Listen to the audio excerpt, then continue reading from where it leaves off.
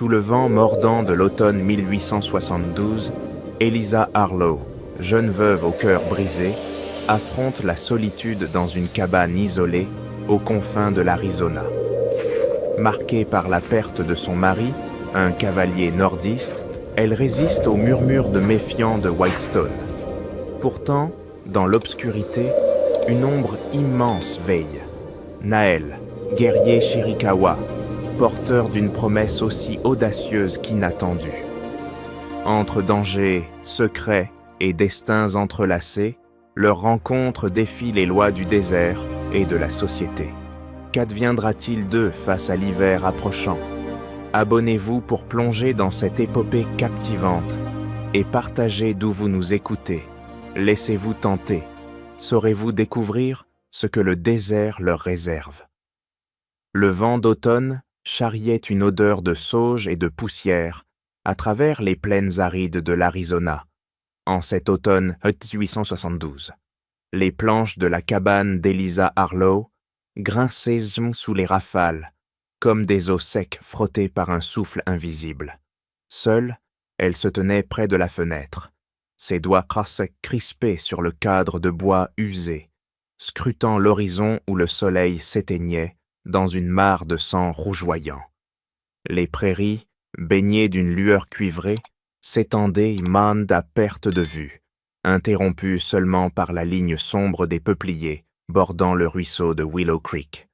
Depuis 4 mois, depuis que son mari, un cavalier nordiste, avait été enseveli derrière la chapelle de Whitestone, Eliza était devenue une ombre parmi les ombres, une veuve de 25 ans que la région, avide de malheur, semblait collectionner comme des mauvaises herbes. La ville de Whitestone, à 5 miles à l'ouest, murmurait à son sujet. « Une femme si jeune, disaient les matrones, trop belle pour se flétrir dans cette bicoque perdue, au milieu de nulle part. » Mais pour Eliza, cette cabane n'était pas une prison. C'était tout ce qui lui restait de lui, de leurs rêves portés à l'ouest dans un chariot bringue-ballant, de la vie qu'ils avaient bon et voulu bâtir de leurs mains calleuses. Elle pressa son front contre la vitre froide, son souffle embuant le verre. La solitude était un poids, un silence qui pesait sur ses tympans jusqu'à lui donner envie de hurler. Le café, froid depuis des heures, avait un goût de cendre, mais elle le but quand même, grimacing à chaque gorgée. Cuisiner pour une seule âme n'avait plus de sens. Le pain de maïs était rassis, les haricots froids, et la chaise vide en face d'elle semblait la narguer. Un mouvement dans les herbes hautes attira son regard. Elle plissa les yeux dans la lumière déclinante. Rien, juste le vent pliant les tiges comme une mer dorée.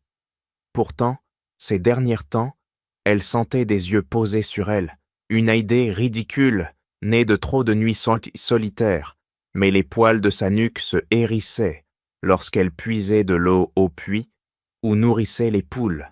Elle se retournait toujours pour ne trouver qu'un champ vide. Le voisin le plus proche, le vieux Walter Hutchkins, vivait à 3 kilomètres au Portillo, à l'est. Whitestone était assez près pour une urgence, mais assez loin pour sembler un autre monde. Son mari avait choisi cet endroit exprès, loin des jugements et des chaînes de la ville. « Nous construirons notre propre paradis », avait-il promis, les yeux brillants d'une fièvre qui s'était révélée fatale. Eliza s'éloigna de la fenêtre et alluma la lampe à huile, chassant les ombres dans les coins de la pièce unique. La cabane était petite mais solide, comme l'avait voulu son mari. Mur de bois épais, cheminée en pierre, une fenêtre en verre véritable qui leur avait coûté une fortune. Le lit, poussé contre le mur du fond, était toujours fait pour deux, bien qu'un seul côté portât les marques d'un sommeil agité. Son fusil, chargé, pendait au-dessus de la porte. Elle leur avait songé à retourner en ville, à prendre une chambre chez Madame Garrett, peut-être à travailler au magasin général, mais une force la retenait ici. De l'orgueil, peut-être, ou de l'entêtement, ou simplement l'incapacité d'admettre que son mari était vraiment parti, que leur rêve s'était brouillé dans ce lit où elle avait tenu sa main brûlante, murmurant des mensonges pour apaiser ses derniers instants. Le feu mourait dans l'âtre. Élisa s'agenouilla, ajoutant une bûche aux braises bœufs rougeoyantes. Il ne restait plus beaucoup de bois, une corvée de plus à accomplir seule. Jadis, son mari fendait les bûches pendant qu'elle ramassait le petit bois. Désormais, ses mains, autrefois douces, s'étaient endurcies, marquées par le manche de la hache. Alors qu'elle remuait les flammes, un bruit la fit sursauter. Pas le hurlement des coyotes, ni le chuchotement du vent dans les herbes. Des pas, délibérés, mesurés, lourds. Son cœur s'emballa. Elle saisit le fusil, ses mains tremblantes, vérifiant la culasse. Son mari lui avait appris à tirer, l'avait forcée à s'entraîner jusqu'à ce qu'elle puisse toucher une boîte de conserve à 50 mètres. Mais là, ses doigts glissaient sur le métal froid. Les pas contournèrent la cabane, lents, assurés, trop pesants pour un coyote, trop précis pour un vagabond. Élisa se plaqua contre le mur près de la fenêtre, le fusil levé, tentant d'apercevoir quelque chose sans se montrer. Rien, que l'obscurité et le vent. Mais les pas persistaient, et maintenant, elle entendait une respiration, profonde, régulière, comme issue d'une poitrine bien plus large que celle d'un homme ordinaire. Les lattes du porche grincèrent sous un poids immense. « Kadeli, qui inarta, nya. Qui est là-bas » lança-t-elle, fière que sa voix ne tremble pas, malgré la terreur qui lui serrait la gorge. « Je suis armée et je sais tirer. » Les pas s'arrêtèrent, nya. Le silence qui suivit était pire que le bruit. Élisa compta les battements de son cœur. 10, 20. Puis, alors qu'elle commençait à croire qu'elle avait tout imaginé, une ombre passa devant la fenêtre, immense, masquant les étoiles. Une silhouette plus large que n'importe quel homme, visible l'espace d'un instant, avant de se fondre dans la nuit. Elle resta figée, le fusil toujours en main, jusqu'à ce que les premières lueurs de l'aube glissent sur le sol. Ce n'était qu'alors qu'elle s'effondra dans le fauteuil de son mari, près du feu mourant. Les murmures de Whitestone lui revinrent en mémoire. On parlait d'un guerrier apache, un géant de plus de 2 mètres, un spectre errant aux confins des terres blanches. Certains disaient qu'il était un fantôme, d'autres qu'il était bien réel, un Chiricahua séparé de son peuple, surveillant les fermes isolées. « Il cherche quelque chose », avait chuchoté Madame Garrett à sa sœur, ignorant qu'Élisa pouvait l'entendre, ou quelqu'un. Élisa avait fui la ville ce jour-là, ignorant les regards compatissants, laissant croire qu'elle n'était qu'une veuve hystérique. Mais elle savait ce qu'elle avait vu. Cette nuit-là, elle installa le fauteuil face à la porte, le fusil sur les genoux, luttant contre le sommeil. L'ombre ne revint pas, mais son poids persistait dans l'air, comme une promesse non dite, un regard invisible qui la suivait dans l'immensité du désert. Au petit matin, alors que l'aube peignait d'un gris pâle le désert d'Arizona, Élisa reposa le fusil, ses mains encore crispées par la peur de la nuit. L'ombre du géant s'était évanouie, mais son empreinte pesait sur l'air comme une menace ou une promesse. Elle sortit sous le porche, scrutant les herbes, balayées par le vent. Là, près de la porte, un fagot de bois sec et un quartier de venaison soigneusement enveloppé l'attendaient déposés en silence. Aucun coyote n'aurait laissé un tel présent. Aucun voisin n'aurait bravé l'obscurité pour elle. Ce geste, précis et délibéré, la troubla plus que les pas dans la nuit. Les jours suivants, Whitestone bruissait de murmures. Les commères, rassemblés autour du puits de communal, parlaient à voix basse d'un guerrier apache, un colosse nommé Naël, un Chiricahua errant, marqué par la perte de sa femme et de son enfant dans un massacre perpétré par les cavaliers Yankees. Un fantôme, disait l'artilleur certain, un démon qui hante les fermes isolées, ajoutait Dot. Zokitr.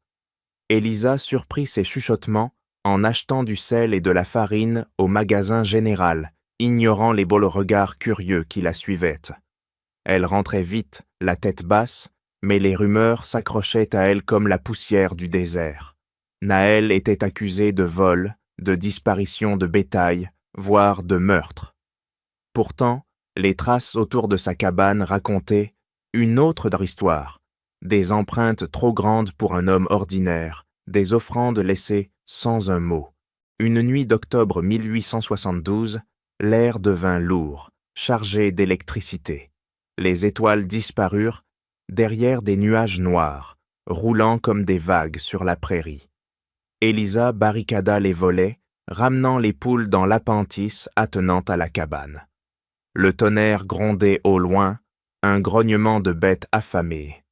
Elle s'assit près de l'âtre, le fusil à portée de main, essayant d'ignorer les craquements du bois sous la bourrasque.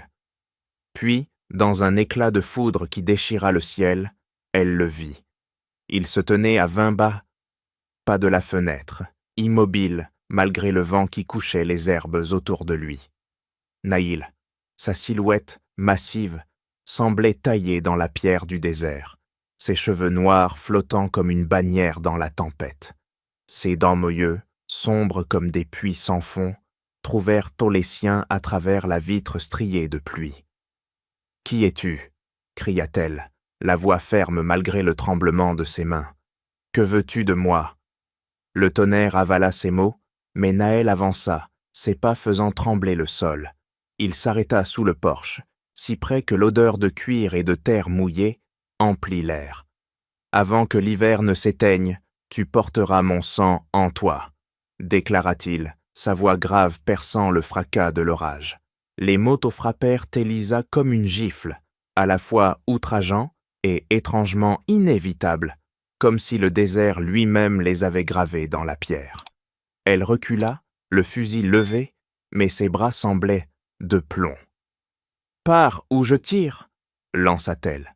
Un sourire, à peine visible, courba les lèvres de Nahel. « Tu ne tireras pas, Élisa Harlow. Tu sens déjà que je ne viens pas pour détruire. » Il tourna les talons, sa silhouette avalée par la nuit et la pluie. À l'aube, elle trouva un autre présent. Des herbes séchées, inconnues, enveloppées dans un tissu huilé, posé près du puits. Leur parfum, âcre et sauvage, semblait porter l'essence de l'homme qui les avait laissés. Les jours suivants, les murmures de Whitestone prirent un tour plus sombre. Des fermes à l'est avaient été pillées, des vaches abattues, leurs carcasses abandonnées sous le soleil. On accusait Nahel, le bel spectre apache, mais Élisa, en examinant les traces autour de sa propre ferme, remarqua des différences, des empreintes de bottes cloutées, des marques de sabots ferrés, rien à voir avec les pas nus et larges du géant. Une vérité inquiétante germa en elle. Les vrais coupables étaient peut-être des hommes de son propre monde, des déserteurs Yankees vivant de rapine. Pourtant, chaque nuit, elle sentait Nahel, invisible, veillant sur sa cabane comme un gardien silencieux. Une semaine plus tard, l'orage revint, plus féroce. La foudre illuminait le désert en éclats blancs, transformant les herbes en une mer déchaînée. Élisa, seule face au feu mourant, sentit son cœur s'accélérer. Les pas revinrent, mais cette fois, ils s'arrêtèrent à sa porte. 3 coups résonnèrent lents, assurés. Elle saisit le fusil, le métal froid contre sa paume moite. « Pars !» cria-t-elle, mais sa voix se brisa. Un silence suivit, plus lourd que l'orage. Puis, à travers la fente sous la porte, elle vit une ombre immense. « Je ne viens pas pour prendre, Élisa » murmura Nahel, sa voix comme un grondement de tonnerre lointain. « Je viens pour donner. » Quand elle osa ouvrir, il était parti, mais un sac de viande fraîche reposait sur le porche, intact malgré la tempête. Élisa s'effondra contre le mur, le cœur battant. Ce n'était pas seulement la peur qui la secouait, mais une étrange chaleur, un mélange de défi et de protection, qu'elle ne comprenait pas encore. Nahel, ce géant accusé par tous, semblait voir en elle autre chose qu'une veuve brisée. Et dans le désert, sous l'orage qui s'éloignait, Elle se demanda si elle craignait vraiment cet homme, ou si au fond, elle attendait son retour. Dans la lumière crue du matin, Élisa rangea la viande offerte par Naël dans la cave froide, son esprit tiraillé entre méfiance et une curieuse reconnaissance. Elle se surprit à guetter les ombres, espérant presque entendre à nouveau ses pas lourds dans le désert.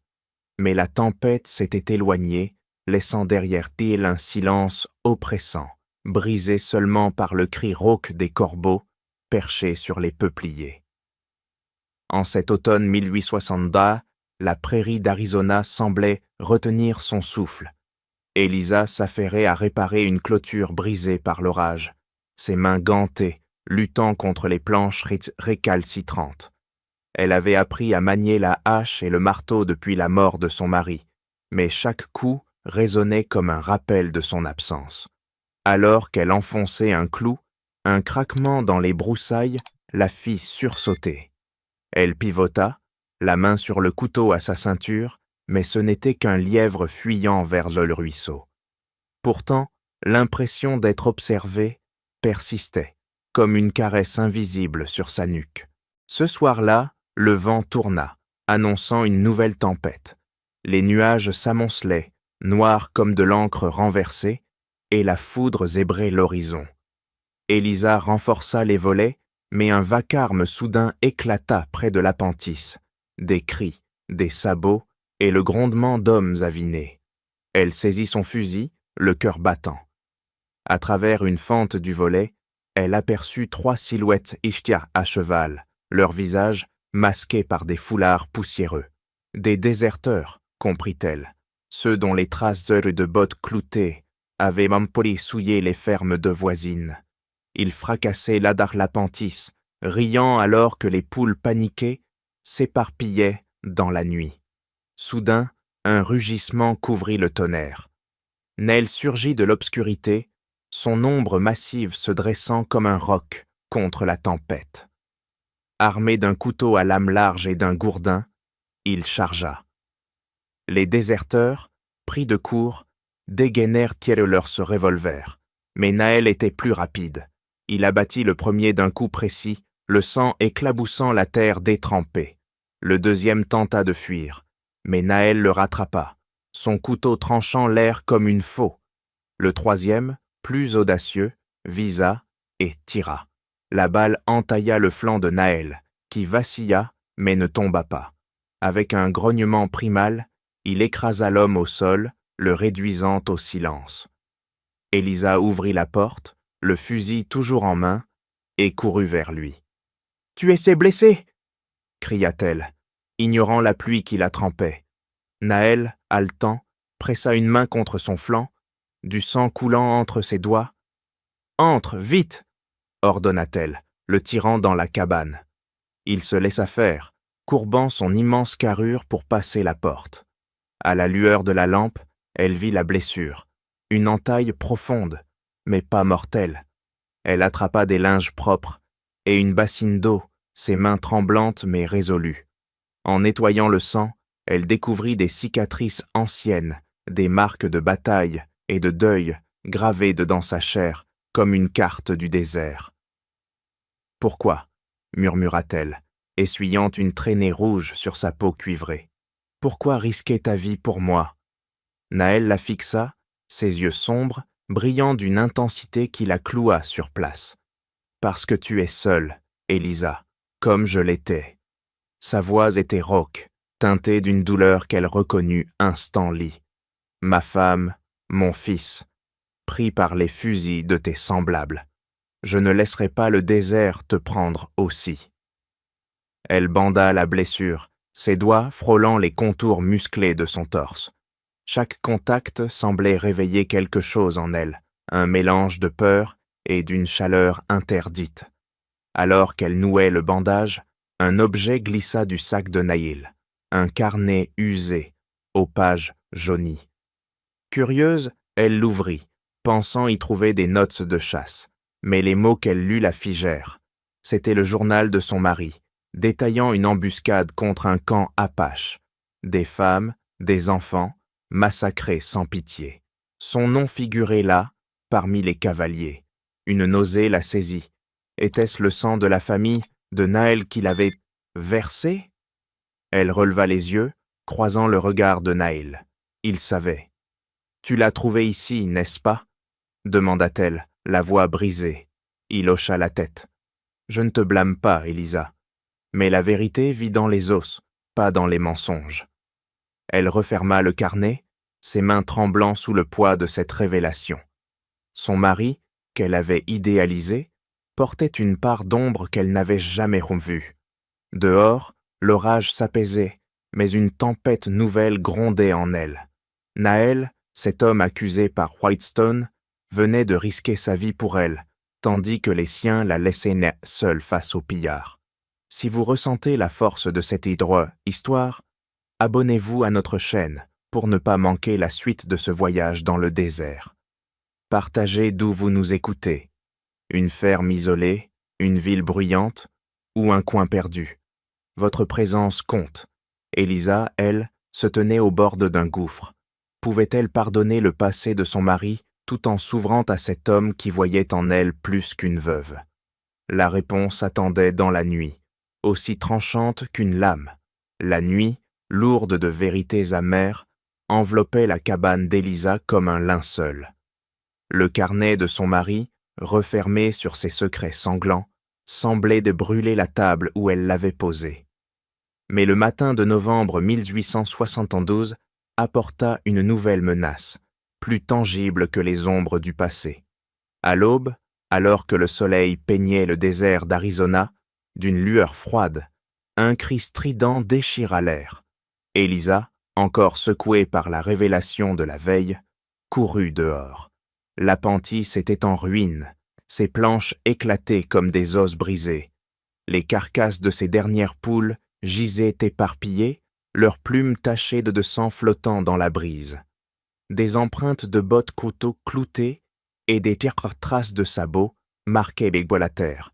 Les déserteurs étaient revenus. Elle rentra précipitamment, saisissant son fusil, mais un grondement de sabots l'arrêta net. À travers la fenêtre, elle vit 4 cavaliers approcher, non pas les pillards, mais le shérif Watson et 3 adjoints, leurs badges scintillant sous le soleil pâle. Ils venaient pour Naël, comprit-elle, leur dieteux regard scrutant la prairie comme des vautours. Elisa rangea le carnet dans une boîte sous le lit, son cœur battant à l'idée qu'il pourrait fouiller sa cabane. Elle lissa sa robe, inspira profondément et ouvrit la porte avant qu'il ne frappe. « Madame Harlow, » dit Watson, touchant son chapeau, ses yeux perçants fouillant son visage. « Des fermes ont été attaquées. On dit que votre apache est derrière tout ça. Où est-il » Elisa sentit la colère monter, un feu qu'elle n'avait jamais laissé éclater auparavant. « Ce n'est pas mon apache, shérif, » répondit-elle, la voix ferme. « Et ce n'est pas lui qui tue mes poules ou pille les fermes. Cherchez les hommes qui portent des bottes cloutées, pas des mocassins. » Les adjoints échangèrent des regards, mais Watson plissa les yeux. « Vous semblez bien sûr, pour une femme seule. Vous l'avez vu, n'est-ce pas, tantro se chappa ?»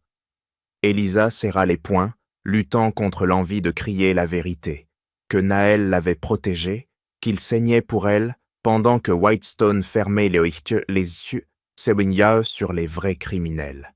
« Je n'ai vu personne, » mentit-elle, les mots pesant comme du plomb.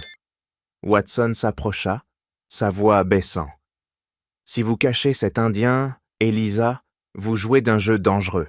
Venez en ville, ce n'est pas sûr ici. » Elle releva le menton. « C'est ma maison, je reste. » Le shérif la fixa un instant, puis remonta en selle. « On reviendra, » promit-il, et les cavaliers s'éloignèrent, laissant des nuages de poussière dans leur sillage. À peine furent-ils hors de vue que Naël émergea des peupliers, son bandage taché de sang frais. « Tu as tenu tête à leur loi, » dit-il, un éclat de respect dans ses yeux sombres. « Mais ils ne s'arrêteront pas. Les pillards non plus. » Elisa hocha la tête, la décision prise dans un éclair. « Alors nous partons, Maintenant. Elle rassembla rapidement quelques affaires. Une couverture, des provisions, le fusil, tandis que Naël sellait 2 chevaux cachés près du ruisseau. Le vent portait une odeur de terre sèche et de danger imminent. Ils galopèrent vers un canyon étroit, ses parois rouges se dressant comme des sentinelles dans le crépuscule. Mais les sabots derrière eux ne tardèrent pas. Les déserteurs, 5 hommes armés jusqu'aux dents, les avaient repérés. Leur rire cruel résonnait dans les gorges, mêlé au grondement des sabots. Naël guida Élisa vers une crevasse où les rochers offraient un abri précaire. « Reste ici !» ordonna-t-il, dégainant son couteau. Mais Élisa, le fusil chargé, refusa. « Je ne suis pas une veuve fragile, Naël, je combats avec toi. » La fusillade éclata comme un orage. Naël bondit, son gourdin fracassant le crâne d'un pillard avant que celui-ci ne puisse tirer. Élisa visa, son premier coup faisant tomber un homme de son cheval, le sang éclaboussant le sable. Mais le chef des déserteurs, un colosse au visage couturé, chargea Naël avec une lame. Ils luttèrent, leurs ombres dansant sur les parois du canyon comme des spectres. Naël vacilla, sa blessure rouverte, et l'homme leva son couteau pour l'achever. Sans réfléchir, Élisa pressa la détente. La balle traversa la poitrine du chef, qui s'effondra, ses yeux vitreux fixant le ciel étoilé. Le silence retomba, lourd, seulement brisé par la respiration haletante de Naël. Il se releva, appuyé sur un rocher, et croisa le regard d'Élisa. « Tu as tué pour moi !» murmura-t-il, une note d'émerveillement dans la voix. Elle baissa le fusil, ses mains tremblantes. « Pour nous !» corrigea-t-elle. Les autres pillards, terrifiés, s'enfuirent dans la nuit, leurs chevaux disparaissant dans la poussière. Élisa et Naël s'adossèrent aux rochers, épuisés, mais vivants. Le canyon, baigné par la lumière argentée de la lune, semblait garder leur secret. Elle sentit la main de Naël effleurer la sienne, chaude malgré le froid mordant. « Nous ne pouvons pas retourner en arrière, » dit-il. Élisa hocha la tête, son regard fixé sur les étoiles. Elle n'était plus la veuve d'un cavalier yankee, mais une femme qui venait de franchir une ligne invisible, une survivante prête à défier le monde pour protéger ce qu'elle commençait à chérir. Sous les étoiles du canyon, où le sang des pillards tachait encore le sable, Élisa sentit une chaleur nouvelle naître en elle, un feu qui n'avait rien à voir avec la peur ou la colère. Elle avait tiré, elle avait choisi, et dans ce choix, elle s'était libérée d'un passé qui l'enchaînait. Novembre 1892 s'achevait, et l'hiver s'installait sur l'Arizona, ses vents mordants charriant des flocons épars. Dans la cabane délabrée, désormais un squelette de bois, brisé par les assauts des déserteurs, Élisa et Naël s'abritèrent pour la nuit, leur souffle formant des volutes dans l'air glacé. Le feu qu'ils avaient allumé crépitait faiblement, projetant des ombres dansantes sur les murs fissurés. Élisa, enveloppée dans une couverture usée, observait Naël tandis qu'il taillait une branche avec son couteau, ses mouvements précis malgré la blessure qui rougissait son bandage. « Nous ne pouvons pas rester ici, » dit-elle, brisant le silence. Sa voix était ferme, mais ses doigts, posés sur son ventre, trahissaient une incertitude nouvelle. Elle avait senti, ces derniers jours, une lourdeur étrange, un tiraillement subtil qu'elle n'osait nommer. Naël releva les yeux, son regard perçant comme une flèche. « Ton corps sait déjà », murmura-t-il, posant son couteau. Il s'approcha, sa main chaude couvrant la sienne sur son ventre encore plat. « Notre enfant grandit en toi. » Les mots, prononcés avec une certitude absolue, firent vaciller Élisa. Elle voulut protester, nier l'impossible, mais un frisson la parcourut, un mélange de crainte et d'émerveillement. « Comment peux-tu en être sûre ?» demanda-t-elle, la voix tremblante. Il sourit, un éclat rare qui adoucit ses traits rudes. « Le désert parle à ceux qui savent t'écouter. Ton sang chante une nouvelle vie. » Ils passèrent la nuit à planifier leur fuite. Whitestone ne pardonnerait pas sa rébellion, et les cavaliers du shérif reviendraient d'Oni armés de soupçons et de cordes. Naël décrivit une terre au-delà des montagnes, un lieu où Apaches, Mexicains et quelques Blancs vivaient en marge des lois rigides de l'Est. « San Lucia », dit-il, sa voix peignant des vallées cachées et des canyons rouges. « Là-bas, notre fils ne sera pas un paria. » Elisa tressaillit. « Et si c'est une fille ?»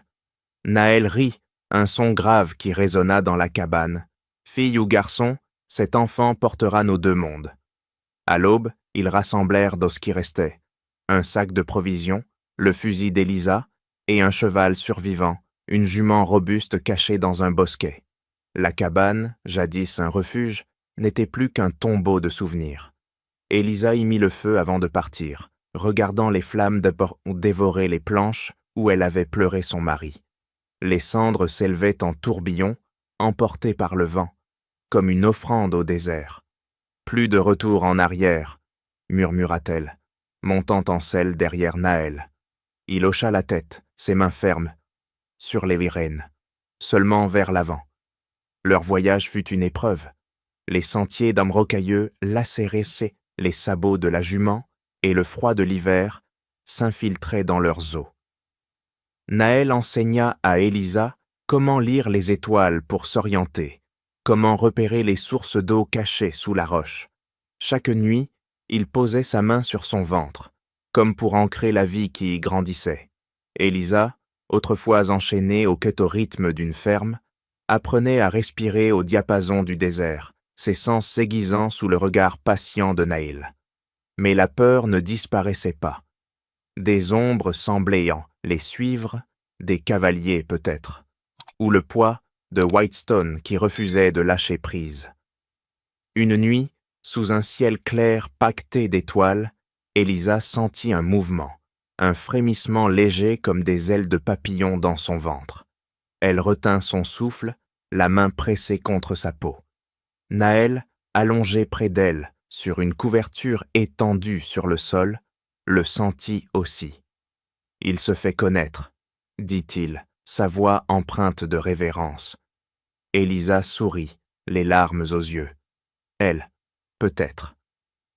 Pour la première fois, elle ne contredit pas son espoir, laissant la possibilité d'un avenir s'enraciner en elle. Ils atteignirent un col étroit où le vent hurlait comme un coyote en deuil. Là, Aïl s'arrêta, scrutant l'horizon. « San Lucia est proche, » dit-il. « Mais nous devons être prudents. Les hommes d'Orphum de ton shérif ne sont pas loin. » Elisa serra le fusil, ses doigts désormais sûrs. Elle n'était plus la veuve tremblante de Whitestone, mais une femme forgée par le feu et le sang, prête à protéger ce qu'elle portait. « Qu'ils viennent, » répondit-elle, sa voix aussi dure que la pierre du canyon. Dans l'obscurité, ils se tinrent côte à côte, leurs silhouettes se découpant contre le ciel. Le désert, témoin de leur union improbable, semblait murmurer une bénédiction. Elisa posa sa main sur celle de Naïl, ses doigts entrelacés avec les siens. « De nos cendres, » murmura-t-elle, « nous bâtirons un foyer. » Naël hocha la tête, ses yeux sombres brillant d'une promesse silencieuse. L'hiver s'étendait devant eux, mais dans son ventre, une vie nouvelle pulsait, un pont entre deux mondes, un défi aux lois des hommes et aux colères du désert. L'épopée d'Elisa et Naël, née dans la poussière et le sang du désert, touche à sa fin, mais leur histoire résonne encore. Leur courage face à l'adversité vous a-t-il ému? Partagez vos pensées dans les commentaires. Où étiez-vous en écoutant ce récit, dans une ville bruyante ou sous un ciel étoilé? Vote mot compte pour nous. Nous vous remercions sincèrement d'avoir chevauché à leur côté à travers les plaines d'Arizona. Restez à l'écoute pour d'autres histoires où le cœur défie les tempêtes. À bientôt, sous d'autres horizons, pour de nouvelles aventures tissées de vérité et de passion.